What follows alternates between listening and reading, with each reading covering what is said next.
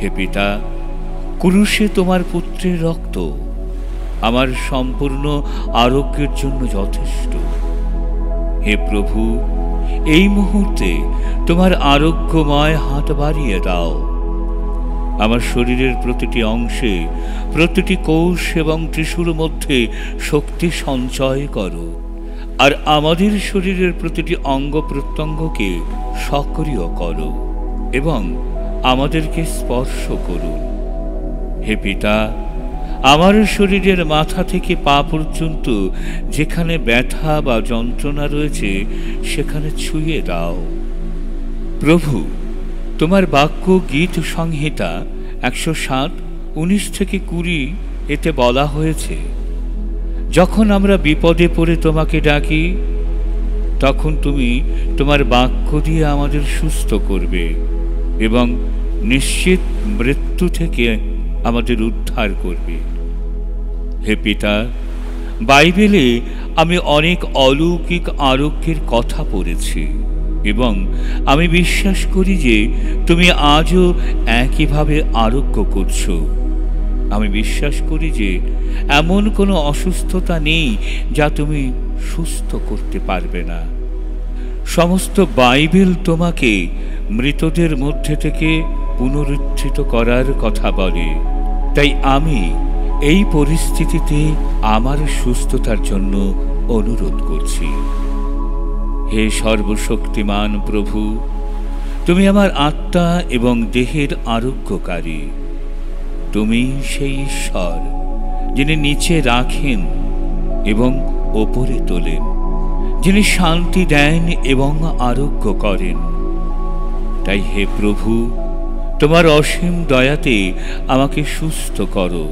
তোমার সাহায্যকারী হাত স্বর্গ থেকে বাড়িয়ে দাও এবং আমাকে সুস্থ করো। রোগীর বিছানা থেকে টেনে তুলো আমায়। আমার এই জীবনে তোমার পরিত্রাণ নিয়ে এসো। সমস্ত রোগের আত্মা, অশুভ শক্তি, জাদুটোনা থেকে আমাকে মুক্ত করো।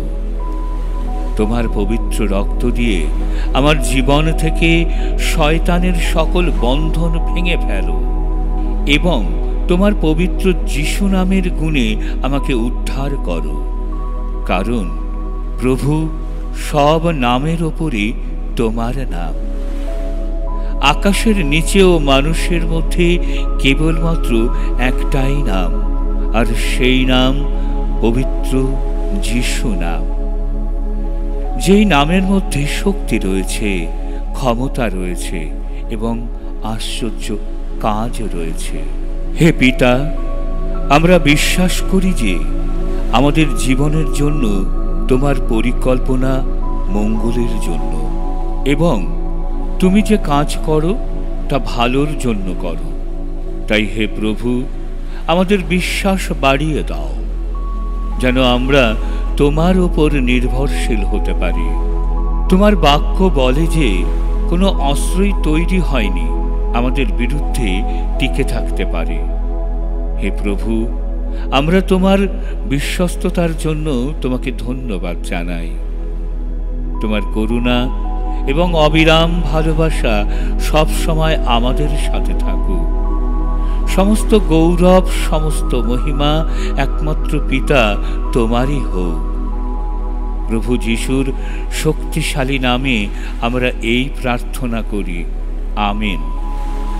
বন্ধুরা, আজ যারা ভিডিওটি দেখছেন, বিশ্বাস করুন যে তিনি আপনার জীবনে কাজ করা শুরু করছেন।